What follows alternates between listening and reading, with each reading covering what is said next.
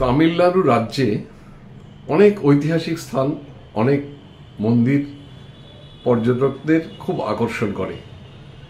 তার মধ্যে মহাবলীপুরম, যেটা আমরা ছোটবেলায় বলতাম মহাবলীপুরম, তার নাম হয়েছে মামাল্লাপুরম।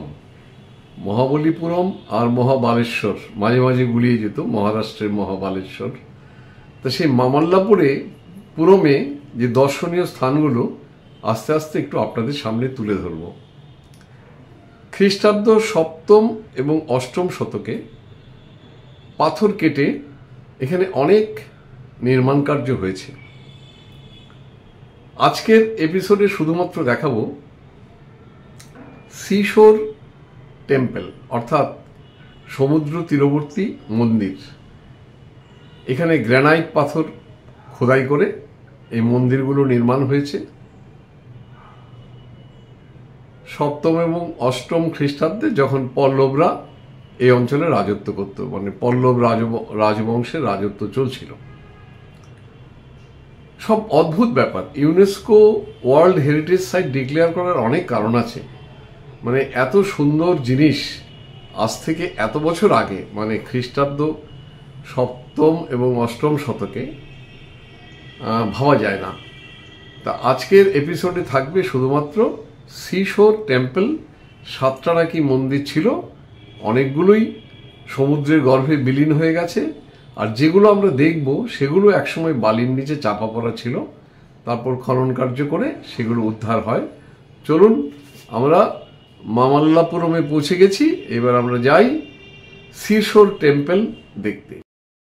আমরা মামাল্লাপুরম বা পুরনো ভাষায় মহাবলীপুরম নেমেই আমরা চললাম প্রথমে সিশোর টেম্পল, অর্থাৎ উপকূলবর্তী মন্দির দেখার জন্য। যাওয়ার সময় আমরা হেঁটে হেঁটে গেছিলাম। আমরা জানতাম না যে আমাদের বয়স্ক লোকেদের জন্য সুব্যবস্থা আছে। আমরা হেঁটে হেঁটে যাচ্ছি, খারাপ লাগছে না। বিরাট একটা অঞ্চল পেরিয়ে একদম সমুদ্রের তীর ঘেঁষে মন্দির সিশোর টেম্পল। সিশোর টেম্পল বলে ঠিক বোঝা যায় না। এখানে আমরা দেখতে পাই শিব মন্দির, মানে গর্ভগৃহে মাঝখানে অনন্ত শয্যায় শায়িত বিষ্ণু, এবং দুর্গাও আছে, মহিষাসুরমর্দিনী। কিন্তু ব্যাপারটা হচ্ছে যে স্ট্রাকচারটা যদি আমরা একটু দূর থেকে দেখি তাহলে দেখতে পাবো যে অনেকটা পিরামিড স্ট্রাকচার। এটা কিন্তু গোপুরম। আমরা অনেকেই হয়তো জানি যে দক্ষিণ ভারতীয় মন্দিরে যে মন্দিরের ছবিগুলো আমরা দেখি, এটা নিতান্তই গোপুরম। তারপরে নাট মন্দির, তারপরে থাকে গর্ভগৃহ। দেখুন, একদম পিরামিড আকৃতি। পরে আমি আবার বলবো যে পিরামিড বা মিশরের সঙ্গে একটু সাদৃশ্য যেন খুঁজে পাই, যদিও এটা বানানো হয়েছে 8ম শতকে, খ্রিস্টাব্দ 8ম শতকে, এবং বানিয়েছেন পল্লব রাজবংশীয় 2য় নরসিংহ বর্মন। পুরো এই যে একটা চত্বর বা একটা ভিত্তিভূমির উপরেই পুরো মন্দিরটা নির্মাণ করা আছে।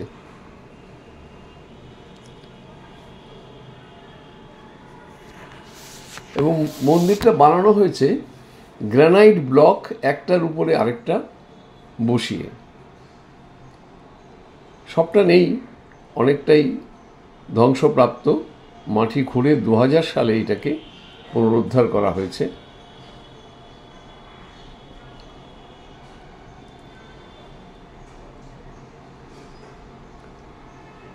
পূর্বমুখী করা হয়েছে এই জন্য যে সূর্যের প্রথম আলো যেন বিগ্রহের গায়ে বা মুখে পড়ে।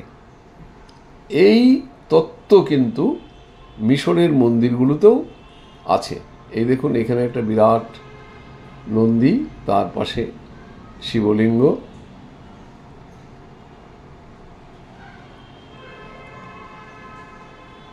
মন্দিরটা বাইরে থেকে দেখলে এতটা, কিন্তু দুঃখের বিষয় মন্দিরটার ভেতরে আমরা খুঁটিয়ে খুঁটিয়ে দেখতে পারিনি, কারণ অনেক প্রতিবন্ধকতা ছিল, আটকানো ছিল। রিপেয়ার হচ্ছিল বলে।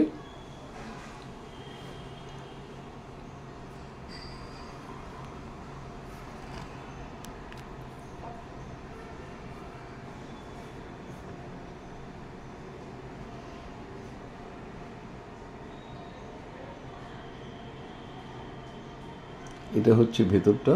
এই যে ভেতরে যাওয়ার উপায় নেই, দেখছেন রেলি, ভেতরে যে বিগ্রহ আছে সেটা আমাদের দেখতে দেওয়া হবে না, কিন্তু আমি জানি মাঝখানটায় আছে অনন্ত সজ্জায় বিষ্ণু, দুর্গা আছে, আর সামনে তো শিব আছে।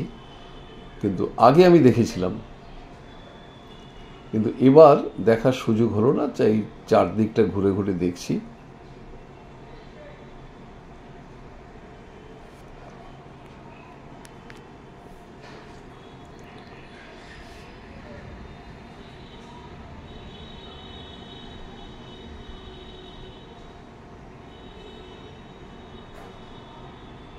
বিরাট চত্বর।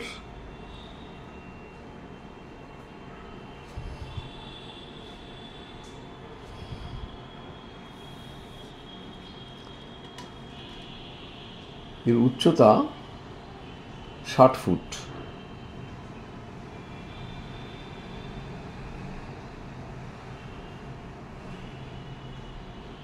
সত্যি এর স্থাপত্যশৈলীও অদ্ভুত রকমের সুন্দর। দেখুন এই শীর্ষবিন্দু আছে, উল্টানো কলস, যেটা হিন্দু মন্দিরে থাকে। আর যেটা বলতে বাধ্য হচ্ছি, বলেছিলাম না যে স্ট্রাকচারালি অনেকটাই মিশরের সঙ্গে কেন যেন আমি মিল পাই।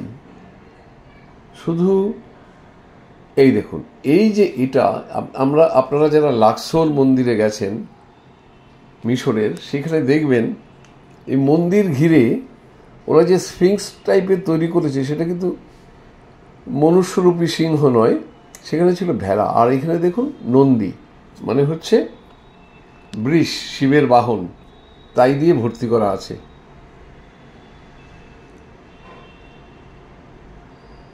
কি সুন্দরভাবে তৈরি করেছিল। কালের করাল গ্রাসে নষ্ট হয়ে গেছে, সমুদ্রের হাওয়া লেগে লেগে মাটির নিচেই চাপা পড়েছিল। দেখুন এক একটা গ্রানাইট পাথরের ব্লক, তার উপরে বসানো। এই মন্দির দেখলে, অর্থাৎ সিশোর টেম্পল, যেটা পাথরের ব্লক দিয়ে তৈরি হয়েছে, একটা কথা আমার অন্তত মনে হয়েছে যে মিশরের লাক্সোর, যার আগে নাম ছিল থিবস, গ্রিস নাটকে থিবসের কথা শোনা যায়, তার মন্দিরের সঙ্গে অনেকটা মিল আছে। বিশেষ করে ওখানে যেরকম চারদিক ঘিরে ভেড়ার মূর্তি, এখানে বৃষ মূর্তি। বৃষ থাকাটা স্বাভাবিক, মানে নন্দী বা ষাঁড়। এটা কিন্তু একটা দৃষ্টি আকর্ষণের মতো ব্যাপার, কারণ যারা বাঁশবেড়িয়ার হংসেশ্বরী মন্দির দেখেছেন তারাও খেয়াল করেছেন ওই মন্দিরের সঙ্গে রাশিয়ার ক্রেমলিনের চার্চটার অনেকটা মিল আছে গঠন শৈলীতে। এই যে পাশেই বঙ্গোপসাগর, তার ঝাউগাছ। আমরা এটা শেষ করব। আচ্ছা, আসার সময় আমাদের দেখে একটা ব্যাটারি চালিত গাড়ি এসে দাঁড়ালো, বলল সিনিয়র সিটিজেনদের জন্য এই ব্যবস্থা আছে। আমাদের খুবই আনন্দ হলো, অনেকটা রাস্তা আমাদেরকে নিয়ে যাবে। চলুন আমার সঙ্গে গাড়িতেই চলুন। আর একটা কথা, মানে আপনাদের কাছে অনুরোধ, আমার চ্যানেলটা সাবস্ক্রাইব করুন, ভালো লাগলে লাইক দিন, আর যদি মনে করেন তাহলে শেয়ার করুন। এই যে উনি নেমে গেলেন মাঝখানে, উনি সাফাই কর্মী।